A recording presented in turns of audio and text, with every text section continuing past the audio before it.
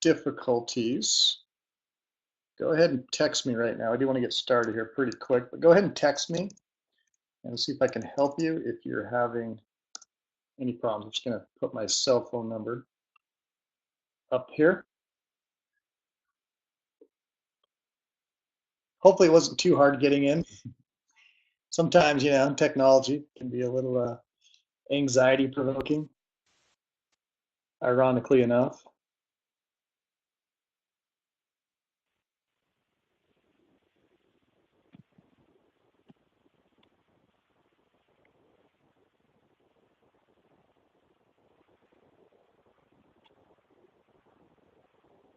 And so just while we're waiting for a couple more people, just so you know too, what I'm going to do is give my presentation, and then if you guys have questions throughout it, don't hesitate to ask questions. But also towards the end, I'll leave some time for questions and answers. Okay. I'm going to try logging back in, Rebecca. The audio may be on your end, just with a few others getting an audio okay right now. So if you would try that, Rebecca, just try logging back in.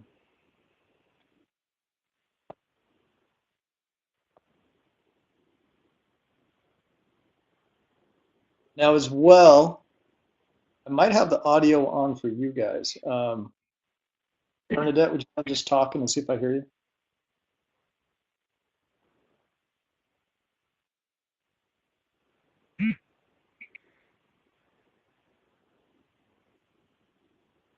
Let's see here.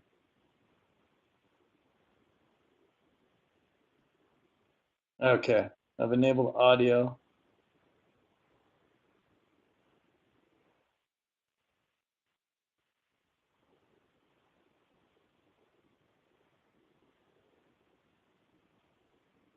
Okay. Hello. Hello. Hi, this is Bernadette. Hey, Bernadette. I can hear you fine. Can you hear me okay? I can hear you great. Okay, awesome. All right. So again, if you guys have questions, comments throughout the presentation, you can either speak or you can type on the chat. Either one's fine. It's like I'm having a hard time getting Ryan here. Big voice. Let's see if that's.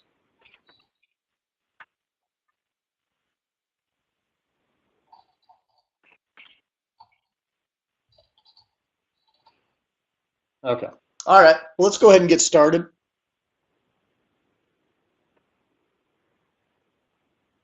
Now we're just going to do the. Let's just do the voice for the participants. Yeah. Yeah, that's fine. Okay. All right. Perfect. Okay. Well, thanks again for joining me in this webinar on raising anxiety-resilient children. This is a presentation I give quite a bit at conferences, different church meetings and such. I enjoy doing it, and I think it gives you some great information. So let's get started. I want to begin just kind of giving a little bit of an introduction here to myself. Some of you know me, but here's a picture. Can you guys see the picture okay? Of my family. I'm originally from Canada, born and raised there. And actually last year I took a couple of my children up to Canada. We were vacationing in Montana, and my oldest daughter was like, hey, why don't we take a quick trip up to Canada? We were just a couple hours away. So I took them up there, visited my hometown, and it was kind of funny because my kids, one of the first questions they asked is, are we going to see one of those police officers, the Mounties with the red jacket and the hat? I was like, no, that's just what you see in movies, and sometimes they dress that way in parades. And within just a matter of hours, we ran into a Mountie, so it was kind of fun. I live, in Farmington, right by Lagoon. It's kind of fun to share this with people who aren't from Davis County area, because I tell them that it's kind of nice. If your kids are little, you can tell them it's Disneyland. Right? You can save a lot of time and money until they get older and get wise and realize it's not Disneyland. But Joy Farmington. And in the bottom corner there's a picture of my family. And I show you this picture for a couple of reasons. One is you can see they get their looks from their mother, not me. But second, my children have dealt with anxiety themselves. And so you could, in some ways, you could say they were my little experiments as they were growing up. My daughter there, when she was little, about 4 years old, I remember she came to my wife and I, and she talked about some of the things that she was constantly worrying about. And it was pretty clear at an early age, she dealt with a lot of perfectionism and being a pleaser. She would try to control her anxiety, right, by externalization of control. If I can control everything around me, then I won't get anxious. She felt a lot of her anxiety in physical ways. So she's dealing with generalized anxiety. And she would get, stomach aches and things like this when she was feeling anxious. So at a very young age, I started working with her to help her, deal with that. Great thing is she's since, graduated from high school, was at BYU, completed a mission in England, and is actually getting married next month. She's giving me anxiety. But anyways. And then there is, right next to her is my son in the white shirt, Britton. He's 16. And he, about 4 years ago, came to me and was talking about how he was having these intrusive thinking. So he would have these thoughts in his head of wanting or being afraid that he was going to swear. And these swear words were constantly going through his head. Now, in talking with him and I guess diagnosing him, and he was dealing with OCD of intrusive thought. And so at that point, I started doing some exposure work with him. Basically, his fear was that because he was having these thoughts in his head, that he might blurt it out in an inappropriate time or situation, in the middle of school or with friends. And what actually, just kind of quick, what I actually did with him was actually made him yell out swear words. Because his fear, again, was that if he did that he wouldn't be able to stop. And of course, what happened? He, yelled out these swear words, which was kind of hard for him. But then the thoughts went away. And so he's been my little OCD challenge, if you will. But he's doing great. He's in high school now. Does awesome in school. Does well in track. Enjoys doing that. And lots of other activities. And then next to my daughter there in the blue suit is my son, Tayden. He's 18 years old, and I kind of joke that he's the one who gives us anxiety. He's currently serving in the LDS mission, and about 3 months before he got his mission call, he said, "Dad, if I have if I have my choice of where I could go, I want to go to Compton." And I'm like, "You mean like Compton, LA?" And he's like, "Yeah." It's like, "Well, I don't want you to go there." Well, anyways, sure enough, he gets his mission call. It's to the LA mission. And we look, at the map, and sure enough, Compton's in his area. Well, he goes to the training center, gets sent to LA. His first area was Compton.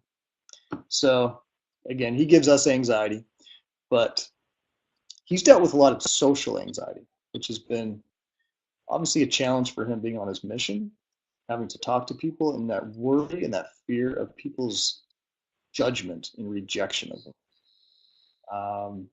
Tends to be a little bit, more quiet, a little more reserved. But really the base of all that is that social fear.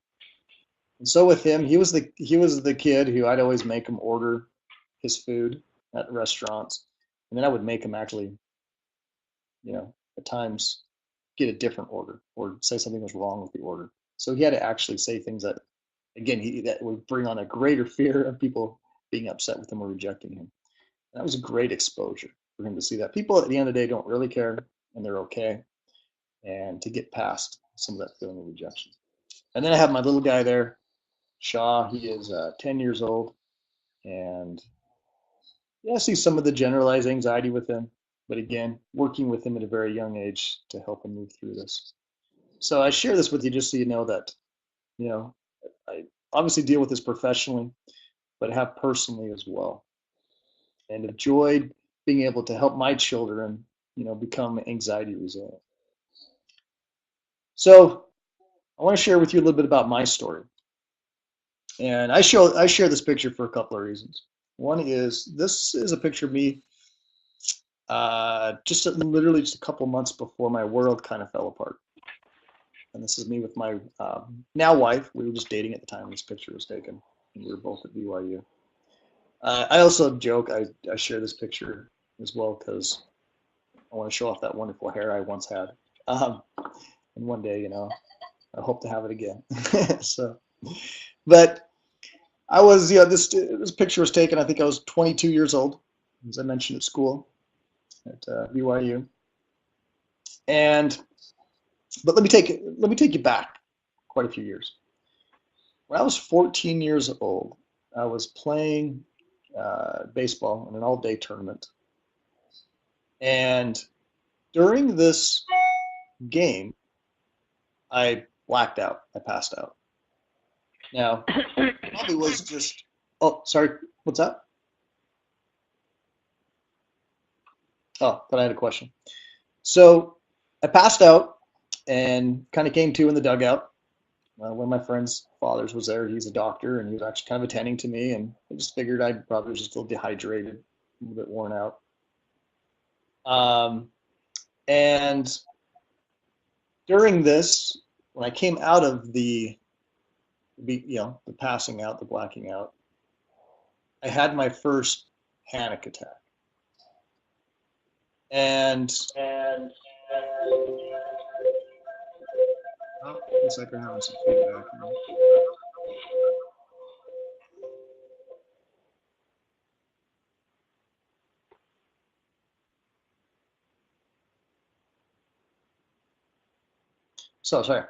So had this panic attack, didn't quite know what was going on. And so what I did is kept going home. I'm sorry, guys, I'm getting some echoing and feedback here. Let me see if I can fix this.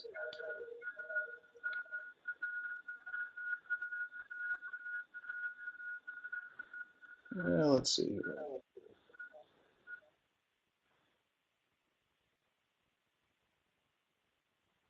All right, just testing here. No, that's not working.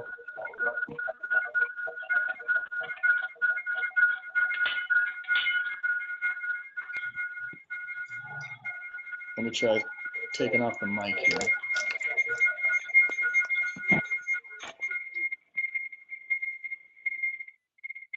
Let's see.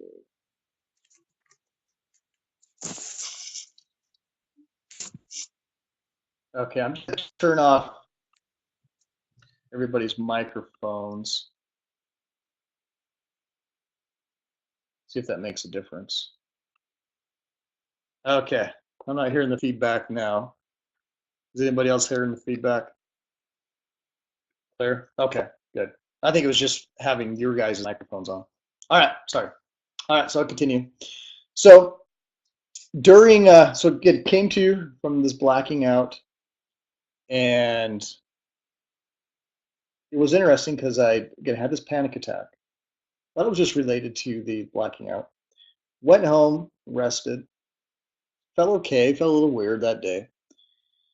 The next day, I had another panic attack. And the following day, I had another panic attack as well.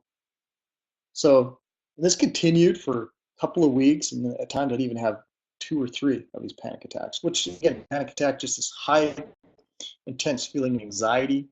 You know, if 10 were the highest, I'd feel it like at a 9 or a 10. It would last for several minutes and then go away. Well, I started, you know, avoiding school, avoiding going out because I was afraid I was going to have panic attacks. My parents took me to the doctor, and surprisingly, this is back in the 80s, but I was actually diagnosed with panic attacks, this panic disorder, but not really given any help. And the doctors actually thought it was related to a heart murmur I had. So I guess there can be a physical relation to that. Well, anyways, I was just sent home and just felt like I had to deal with it. But of course, during this, as I mentioned, I was skipping out of school. I was avoiding activities. I became very fearful of having another panic attack, and so I avoided. Well, this carried on for a lot of years, and this really affected my overall anxiety. Started dealing with more generalized anxiety, fear of just, being out in open places, fear of, constant just fear and worry over everything, not wanting to do risky things, not wanting to put myself out there. I didn't want to have these panic attacks.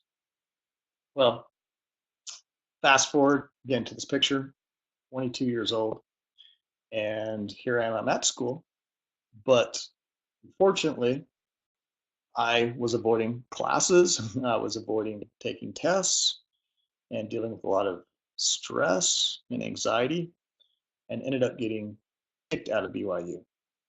Well, in the process of this, they actually sent me to a counselor.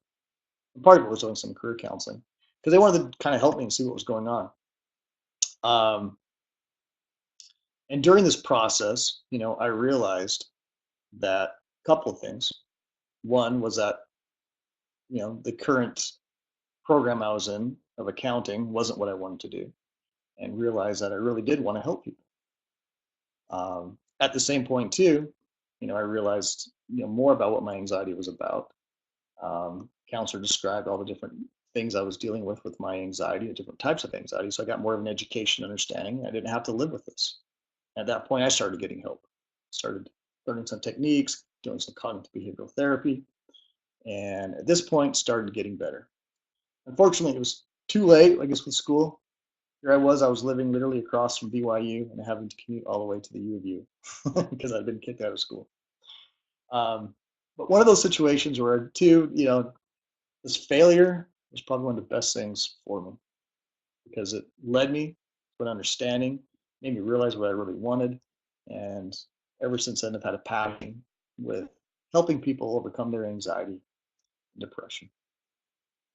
So again, why do I share this? I share this for a couple of reasons. One is, I believe it's all about vulnerability and connection. And when we share our struggles with others, we feel closer to them. But we also kind of give ourselves permission to not try to be that Superman and be that thing that we're not. That's perfect. And so I appreciate you guys, hearing this story about me. Just want to show you a quick picture here. One of the things that I dealt with my anxiety, I guess I should say some of the things that, as I started getting, there were three things I still really struggled with. Now, I was okay going to school, going to class. I was okay with a lot of things in life, feeling really good about things. But I still had a real big fear of being kind of away from a safe place. So one thing that I enjoyed when I was little was like hiking and backpacking, and anxiety kind of took that from me. The other thing too was even like flying or traveling far away. Again, being far away from where I felt safe was really difficult. And so again, it was just terrifying to me. And the other thing too was even speaking. Again, feeling trapped. I think any situation where I felt trapped and away from a safe place where I couldn't run to it, was still hard for me to do. And so anyways, I share this picture. This is me in Seattle just about 4 months ago. I went and presented presented this presentation. Obviously had to fly there and did some hiking. And not only did I tolerate it, but now I actually enjoy these things and they're actually passions of mine. And I think it's a passion because, again, I fought that fear, faced it, and now it's actually become my strength. So that's what I want to teach you guys, is that actually anxiety is not a bad thing. Okay, so we're going to understand what anxiety and depression are, ability to recognize these symptoms in ourselves and our loved ones, a deeper understanding of ourselves and recognize how our core fear drives. And then I'm going to teach you guys some practical ways to maintain this emotional health. So I'm going to teach you guys what anxiety is, and how to deal with it. That way you can teach your children. Okay, so this is going to be good for you. This is going to be good for your children. And so if there's just even one thing you get from this, I hope that you recognize that there's hope in overcoming anxiety. Okay? If you understand that, what it is, then this has been a good use of your time. So just some quick statistics. 1 out of 3 people will suffer from anxiety and depression in their life. That's a lot of people. 80% of people with mood issues will not receive help. Okay? And that suicide is the #1 killer of children in the Western United States. It is, and it is in Utah. So, and no doubt, anxiety and depression, correlate with this. So, what is anxiety? All right, I'm going to give you just kind of the quick, anxiety 101, the fight, flight, or freeze. So in this classic story, right, you've got the hunter out hunting, with his buddy, right? They've been sent up by the village to go get some meat, for the community. And while they're out there hunting with their spears, right, they run into this bear. Okay. At that moment, their body reacts. Okay, so we have this natural physical reaction. Your heart rate increases, blood flow, right, moves through your body. You become hypervigilant. Your senses are increased, more aware. And this is to prepare us for that fight, flight, and we can even go into the freeze. Okay, but the important thing is it prepares us for that fighting or that, right? We're in the situation and we take a risk assessment and decide what's going to be best in the situation. Maybe we can take on the bear, right? Which would go into the fight. Or maybe we recognize, you know what, can't do this. I'm getting out of here. Now, the thing is I know, at least for me, I'm not being chased by bears, right? Every day. But it doesn't take us long to recognize that some of those things that we're afraid of and that we feel that anxiety response are really just a few steps away from our demise, if you will. Okay. So with our children, they may have this fear that, hey, if I don't get this assignment done, then I'm going to fail my test, then I'm going to fail my class, then I'm going to fail school, I won't get into college, I won't do a good job, I won't be able to provide, and then where am I from there? Okay. So our minds work this way, right? That constant risk assessment. I want to break it down a little bit more with the fight, flight, or freeze. So the fight is the control. All right. So if we could control everything, right, around us, this externalization of control, then we can hopefully prevent anything from anxiety provoking from happening. Okay. This is the classic when people, talk about being a control freak. Okay. They're trying to prevent bad things from happening. Now, again, this is okay to a point, but we will drive ourselves crazy and everybody else around us, right? We try to control everything. Okay. The next one is the flight or avoidance. This is the person who puts their head in the sand, right? This is the person who doesn't want to deal with a difficult situation, just hopes it'll go away. Now, again, there's a piece of this that's healthy, right? When we take that time and that much needed respite from a situation, that's okay. But when avoidance becomes, the thing to go to, when anxiety strikes, this becomes a problem. Now, the freeze is the shutdown. Okay, this is when we just become overwhelmed and we don't even deal with the situation. This is obviously not good. There is no good to this, to shut down. Okay. So what I'd ask you guys is to ask yourself, man, am I more of a fighter, a controller, or am I more of a fighter, fleer, right, an avoider? And again, you can have a little bit of both, but it's important to recognize which one that you do. All right. So let's talk about it a little bit more. The control or avoid. This is a picture I have in my office. And I like this because it kind of reminds me of, something we could avoid. If I were to say, hey, let's all go on a camping trip, backpacking trip.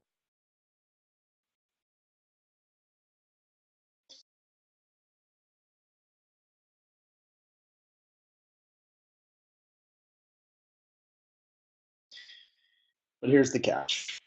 There's going to be tons of bears.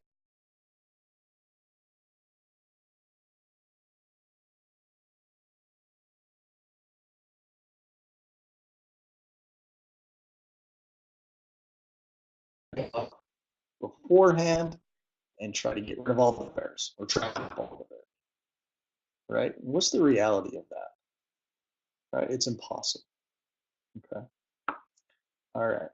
So if the avoiding is not the option we want and controlling is not possible, how do we deal with this? How do we deal with this fight or flight? This is another picture I have in my office. So if you look at this, this is, picture like a cold mountain river, stream, maybe a little pond. And this brings us to the topic of habituation, okay?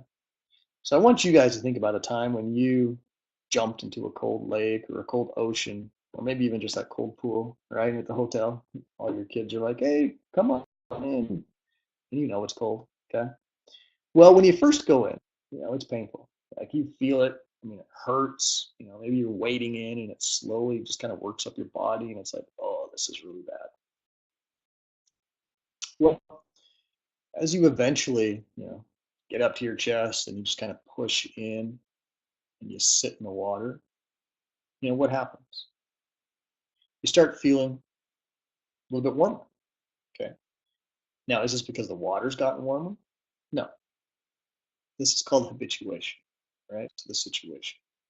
Now, if you were to get, out of that lake or out of the swimming pool and sit, right, out in the side, throw a towel on you, sit in the hot sun, is it going to feel any better the next time you get in that pool or that ocean or that lake? No, it's not, right? It's still going to hurt. But here's the difference, is you're going to recognize I can do it because I've done it before. I can get used to it and I've gained that strength, okay? That's habituation. That's the way we need to start looking at anxiety and start responding to it. The other part is exposure, right? So we're exposing ourselves to that fear. I tell my clients all the time, look, I ask you guys to do tough things, right? I ask you to do exposures that are difficult, so I make myself do the same thing. And this is actually a picture of me at an assembly I did several months ago. And in this assembly, we had all the children. We had some children come up on the stand and talk about some of the anxiety they felt being in front of their peers and the social fear and judgment. Then we had them rate how they were feeling, and then we said, okay, now we're going to do something, and we brought out the snake, and the kids were able to touch it. Some held it, but again, they told us what their anxiety number was, their level, 1 to 10, and how they felt after they had that snake either wrapped around them or touching it. And it really is amazing when you face those things that you thought you were so afraid of, how amazing you feel.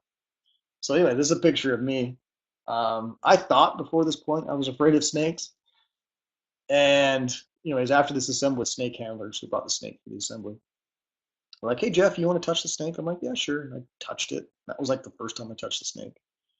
I said, how about we put it around you? I was like, well, I guess I'd better because, can't be a hypocrite. So anyways, put the snake around me and it was pretty amazing. I actually kind of felt endeared to the snake. I don't know if it's because I actually like the snake or just because I felt so empowered in facing this fear. So that's exposure. Okay. So now I want to teach you guys a few things about counterintuitive parenting. I often tell parents that the best parents out there are the worst parents in helping their children with anxiety. Because as parents, we naturally want to nurture and help and save, and that's not the best way to deal with anxiety. Okay. I teach, that anxiety is like this separate entity. Think of it as like this monster, the anxiety monster. And if we give into it, right, if we avoid or we try to control, it's like we're feeding that anxiety monster. It's like we're giving it a cookie. Okay? And then what's it going to do? It's going to keep coming back to us. And so we have to starve it. All right. And so that's why I say it's tough as a parent because we want to nurture, we want to be there for our child and comfort them and make them feel better. And again, that can just feed the anxiety. So let me tell you a little bit more about that. So modeling. We know that the best and most effective way to teach our children is through our example and what we do. And I love to use the example of, your child learning to ride a bicycle for the first time. You see your little toddler, they're riding around their little bike and they have little training wheels, and you can tell those training wheels are hardly even touching the ground anymore, right? So what do? You take them off and you get behind your child and you run behind him and you let him go. Almost inevitably, what happens is your child tips over and crashes. Now, what do? They look towards you, see what your response is going to be. Now, if you are, kind of, wailing and freaking out, really upset over what's happening, then your child's going to respond the same way. But if you're calm, you're like, hey, I'm sorry, you're okay, let's get back up and get going again, your child's going to respond to that too. And yeah, they're still going to be a little upset, but they're going to move on. Okay. Second step, reassurance. All right. It's quite often that we give our children reassurance for their anxiety. We validate, right, how bad things are. Your child that comes back from school and they tell you how mean, this kid was to them in class. And one response, which again is kind of a natural thing we want to do as parents, is say, oh, well, that child doesn't know you, and they're just mean, and you just ignore them, and I'm so sorry, and it's all their problem, right? And all that's true. But if your child's dealing with anxiety, the best way to take this approach is tell your child, well, so they said that. What's the worst thing that's going to happen? Is it the end of the world? What did that create? What effect did that have by that child saying that? And your child will be like, oh, yeah, that's right. And this is a way, right? We fight back and we don't feed the anxiety. Next thing is parent accommodation. Okay. Quick story on this. My son, a couple of years ago, was taking Chinese in junior high and wanted to go on a trip to China with the class. So he came to me and said, hey, Dad, I have this opportunity to go on this trip. Can I go? And I'm like, yeah, sure. He's like, okay, great. I need $2,300 in the next 3 months. And I kind of laughed and I said, hey, I'd love for you to go. So you're going to earn the money. So what we did is we set him up where he was going to go out and spray paint, house numbers on curbs, right? Little stencils and spray paint. So got him all prepared, learned how to do it. He's doing a great job. Went out the streets, right? Hit the neighborhood, try to get business. Well, the first day he comes back, he's like, Dad, this is really hard. A lot of people are telling me no.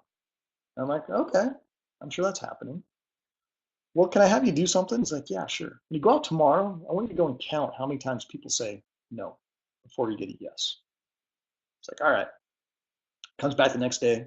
It's like, Dad, I'm getting about 7 no's before 1 yes. I said, all right. Now all you need to do is just go through and quickly bust out those no's so we can get that yes. Know that no is just what's going to happen. It's just part of the process. It's a good thing because it gets you to the yes. Now, again, this situation had been really easy for me to accommodate my child and be like, I'll go with you, or, oh, I'm so sorry, let's have to do something else, right? I want to save them from this distress.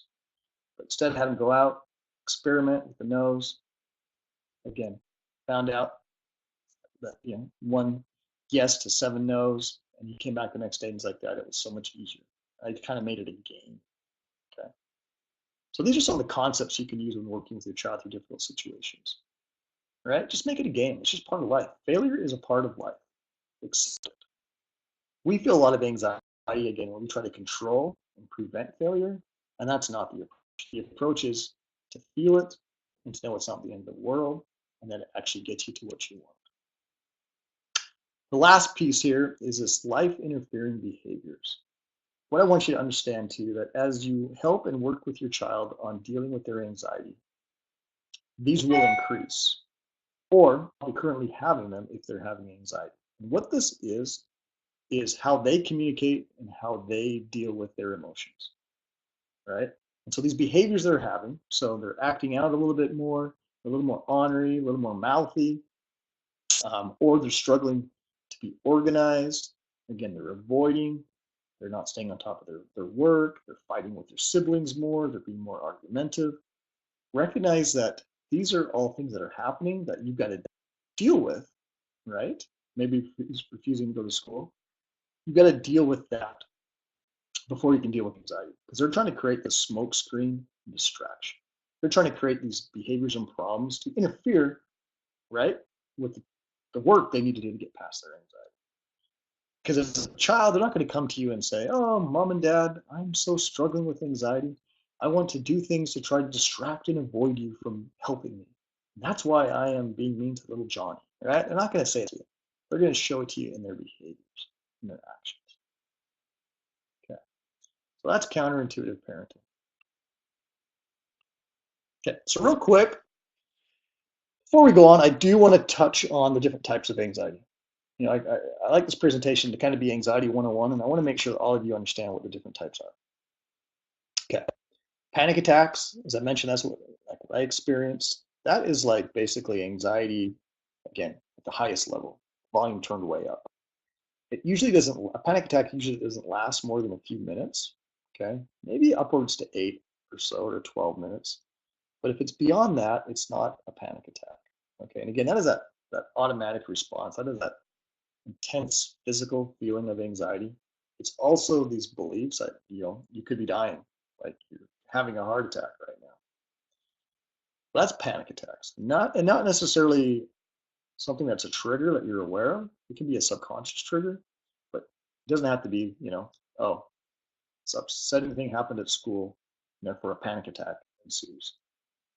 It can just feel like it's totally random. Generalized anxiety is that constant feeling of worry, a paranoia. And again, if a panic attack were a 10, generalized anxiety would be like could be like a 5, 6, 7, 8. Social anxiety, as I mentioned earlier, that is not liking people or not wanting to be with people or socialize, but rather it is that fear of people judging you and thinking poorly of you. And that's all you can think about when you meet somebody new or say you're presenting in front of a group. Phobias are just distinct, precise fears of certain things, fear of snakes, fear of spiders, fear of flying, fear of speaking. It's a anxiety specific to a particular situation. OCD, obsessive compulsive disorder, this does kind of fall into the spectrum of anxiety. And again, just as it sounds, you have your obsessions, you obsess about something, and the only way you feel you can get rid of it is to give into a compulsion, to give into a behavior or a belief to relieve that anxiety. And that can be, again, the rituals, the counting, the moving things around, organizing, but even more so, intrusive thinking. And this is actually what I work with a lot with kids who have these intrusive thoughts. And those intrusive thoughts are usually under the themes of violence, sexual things, or religious things. Again, it falls under OCD. And then depression. You recognize that depression and anxiety come together, right? They kind of come hand in hand.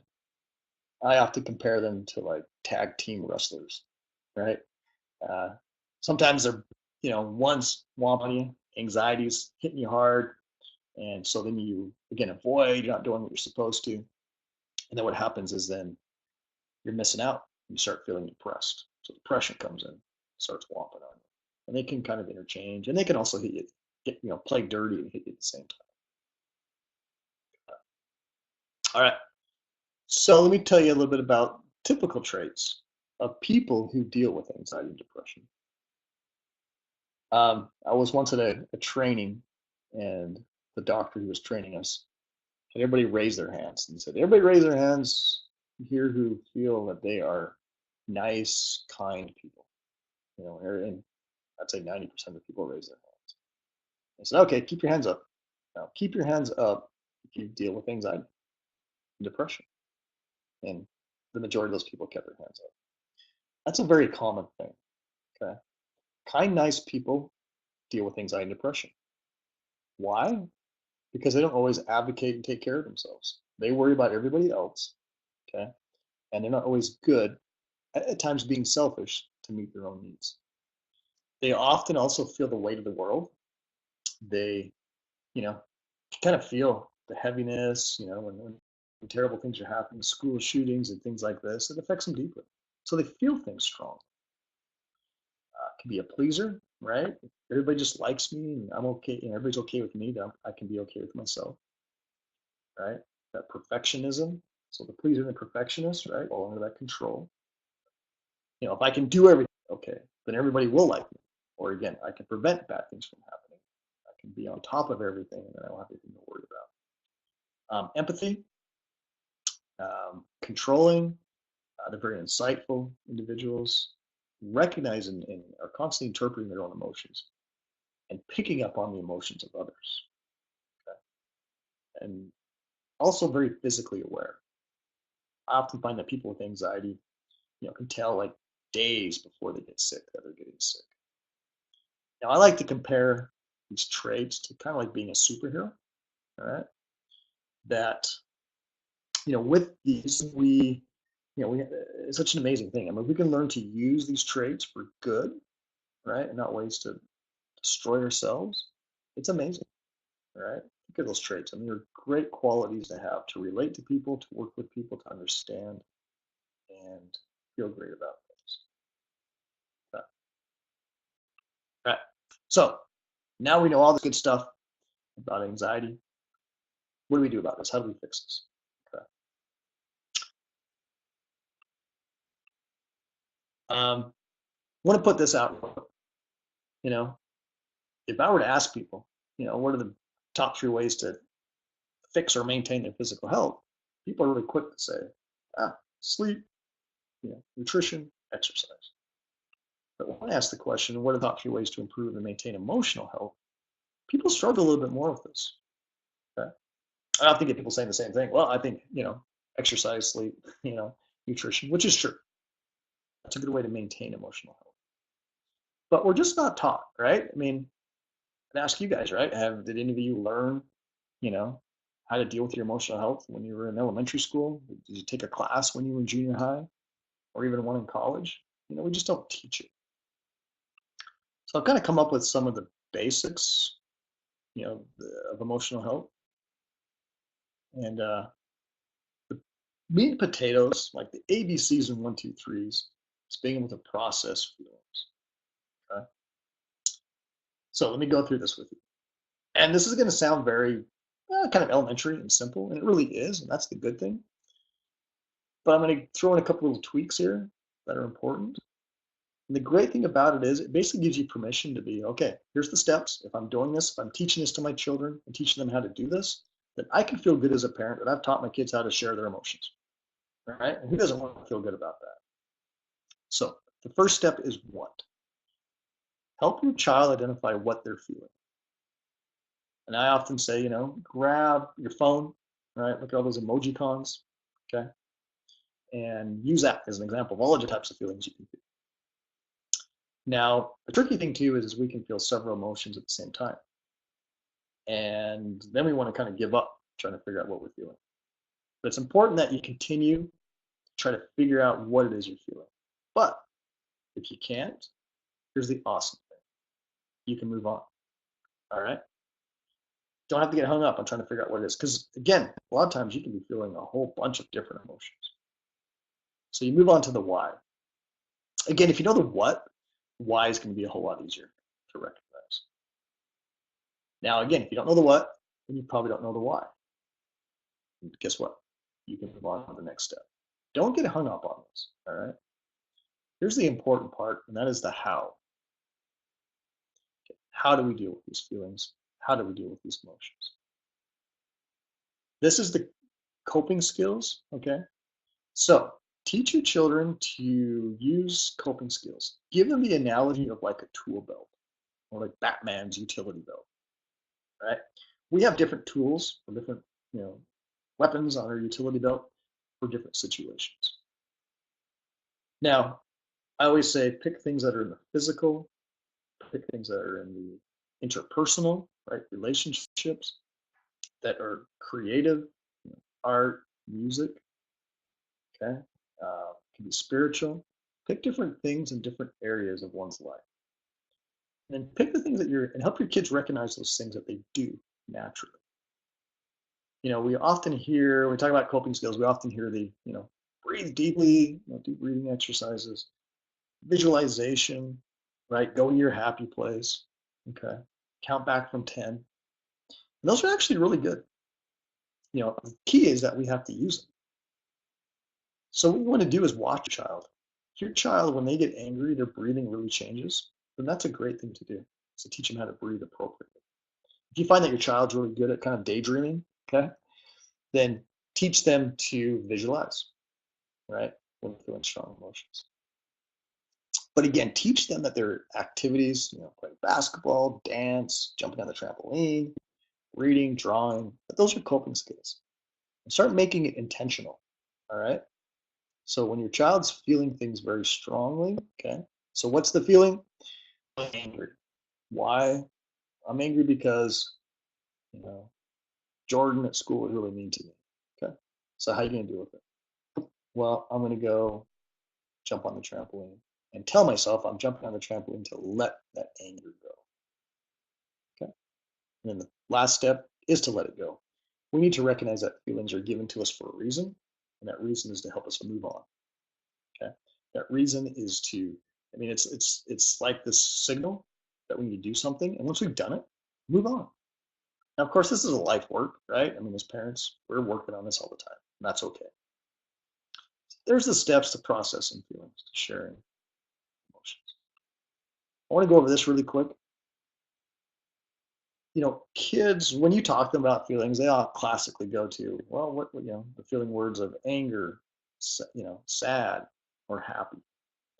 You teach them that again, that's like this, warning, this big sign, but they need to go below that strong feeling and recognize what's underneath that. So if you're angry, why are you feeling angry, right? So if Jordan was being mean to you at school, what is it that you're really feeling? Well, I'm feeling alone. Or I'm feeling embarrassed when he says mean things to me. My other friends see it. It's like, okay, great. And then you can deal with those emotions, right? That's how we deal with anger. Well, that's how we deal with extreme sadness or any other extreme emotion, is recognizing how it's really making us feel. And if you do that, then you're taking care of it. Because kids need to recognize that it is okay to feel anger. It's just not okay to act out in an appropriate way. But it's more important to recognize what it is underneath that anger we're dealing with. Okay. All right. Another area of, again, meat and potatoes of mental health. When I've had people ask me, Jeff, if there's only one thing you could teach in helping people change, their actions and their behaviors and their thoughts, what would it be? And it is thinking errors. Okay. Let me show you what this is. Now, if you Google thinking errors, you're going to find lists of up to 30, almost 40 different types of thinking errors. And the ones I've picked here are the top 10 that lead to anxiety and depression. So what are thinking errors? Thinking errors are those maladaptive ways of thinking that justify or enable us to believe things that get us into trouble. Okay? They're also called like stinking thinking, maladaptive thinking, cognitive distortions. It's all the same thing. So as an example, one of the classics is all or none thinking, black and white thinking. You look at things in a very concrete way. We don't look at the grays, right? Which again can get us into trouble. Or mental filtering. We dwell on the negatives and ignore the positives. So here I have, again, the top 10. Now, I should let you know now, I probably should let you know earlier, but I can email you my presentation here, and I actually have it all typed up and with little video segments to kind of prompt the little information that's being shared. So don't worry about having to write this all down in case you are. I hope you have it. So what you want to do with this thinking error activity is go through and look and find those that apply to you, right? Get it with your children, find like the top 2 or 3 that you use the most. We all use them. We all have our favorites. And then once you've identified them, this is what you do. And this again is a classic cognitive behavioral technique. I call this the 3 C's. So what you want to do is you want to catch that thought. Okay. What is it that I'm thinking? What is it that, what is that thinking error? All right. One of them is emotional reasoning. And that is when we, for instance, we wake up in the morning, we're like, gosh, I'm just too tired to get up this morning. Okay. That's allowing your feelings. Another term or title for this is feelings or facts. That's allowing that emotion to control us. Okay. So then we go to the next C, which is the challenge. All right. Is it impossible for me to get up this morning and go work out? No. I mean, do I have enough energy? Yes. Is this my emotions just telling me something? Yes. Okay. So challenging that emotion. Then of course the change is to do what you normally wouldn't do. Kind of joke, it's like opposite day, right? So catch, challenge, change. You plug in those thinking errors through these 3 C's, and that's how you start making real changes. All right, we're almost done here. The last part I want to talk about, more of me just describing this. It's something that we can't really get a whole lot into. But understand it's important too that you help yourself, and your child get to the core of what's going on. We have 2 things that we deal with. We deal with what we're feeling inside, okay? We deal with what our beliefs are about ourselves and what we believe our capabilities and our strengths are and what we're allowed to have. Those are our core beliefs. And then that creates the behaviors. So when we talk about these thinking errors, we talk about the 3 C's, that's like the smoke, right? But the core belief of what we have about ourselves is like the fire. Now, how do we find this? Probably the best way is called this downward arrow technique. And that is where we basically think of a situation that you've struggled and you've failed and ask yourself, well, what's the worst thing about that? What does that tell me about myself? And again, I can email you a worksheet on how to do this. Basically, you say, okay, I'll give you an example of a young man I recently worked. He came to me and he was struggling because he was in social groups. Like, if he's like in between classes and a bunch of kids were talking, he wouldn't want to say anything because he was afraid he's going to say the wrong thing. So what was he dealing with? Social anxiety. Well, what would happen is when he's with this group is he would, feeling kind of bad and feel like he was being, ridiculed if he said anything. Okay. So I said to him, I said, so what's the worst thing that's going to happen? Well, people won't like me.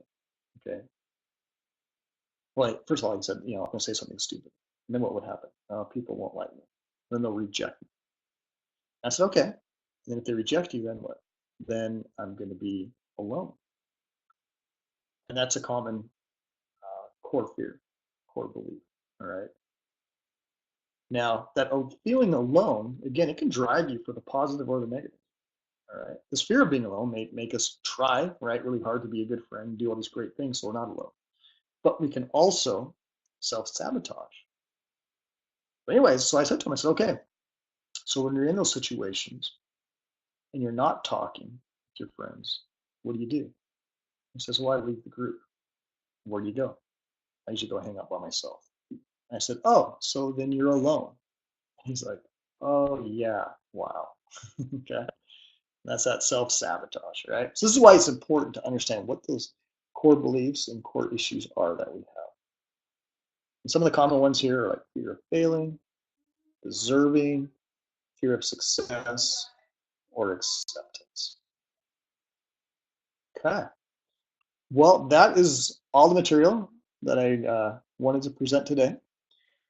As I mentioned, I've got your email addresses. I will send you that write-up, that cheat sheet, right, with all this information, so you have it. But if you have any other questions or comments, please feel free to contact me, email me. You've got my cell phone number, and I'll be happy to answer any questions you have. I've got some time now too, if you guys have any questions or comments. Let's do that. What I'll do is I'll turn on your mic. Go ahead and put something in the chat if you have a question, and you can speak it out. I'll just turn your mic on. So let me know in the chat if you have a question.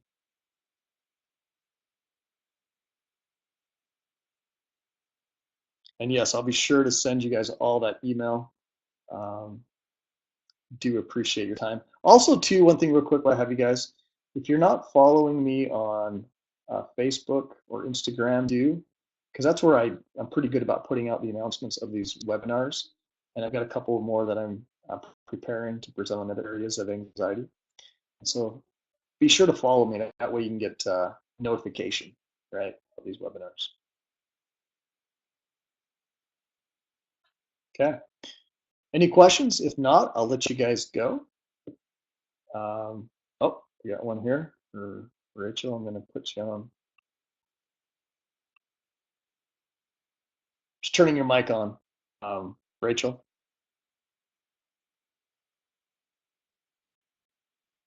It's slowly spinning here.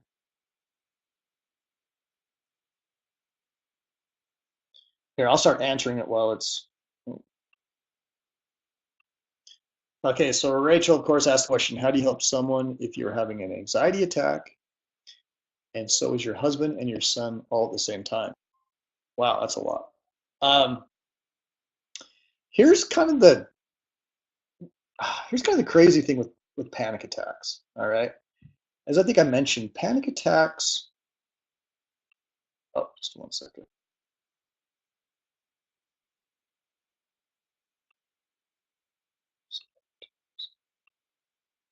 I'm having a hard time getting the mic on, but I'll just answer your questions here as you type them. So panic attacks, as I mentioned, they're like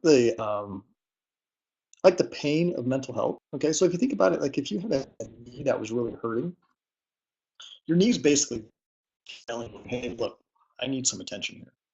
And you might lay off it, you might need to go get some help, right? Go to the doctor, and the doctor says, hey, you got this going on, we'll do some physical therapy, and it's taken care of. Okay. Now there may be a bigger issue around it that you have to deal with overall. Okay, maybe it needs some surgery or what have you. But if you're feeling that pain, you don't want to put up with that, right? And that's the same way with panic attacks. Now, I meet with individuals every single week, and if they've just been recently having panic attacks, and when I say recent, even in the last 6 months, I can usually knock those out in that first session. And we do this through exposure. All right. So again, a panic attack is this physical feeling of intense anxiety. And what I actually want a client to do is I will actually induce a panic attack in session. And yeah, they love that. But I induce the panic attack. And then I actually have them rate like where they're at. Once I get them to that 10 level, then I push them. We start doing like jumping jacks. We start push-ups. Because often what happens is we cower to the anxiety, to the panic attack.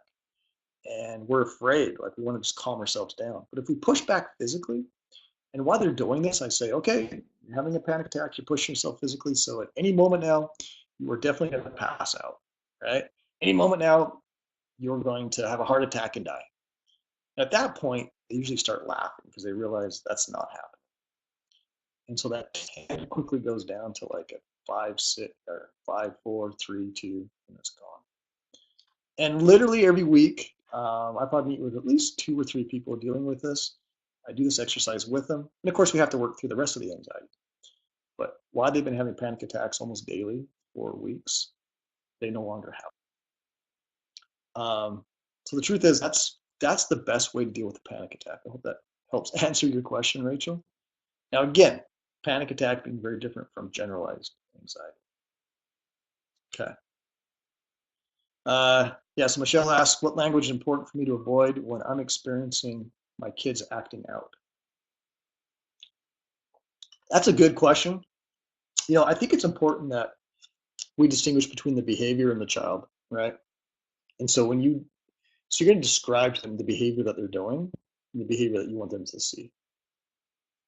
I don't know what you're experiencing when they're acting out in that behavior, right?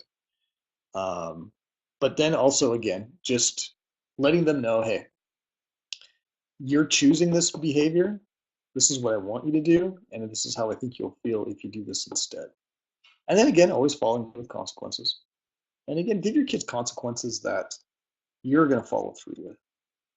I often hear the quote that, you need to give, the punishment needs to fit the crime.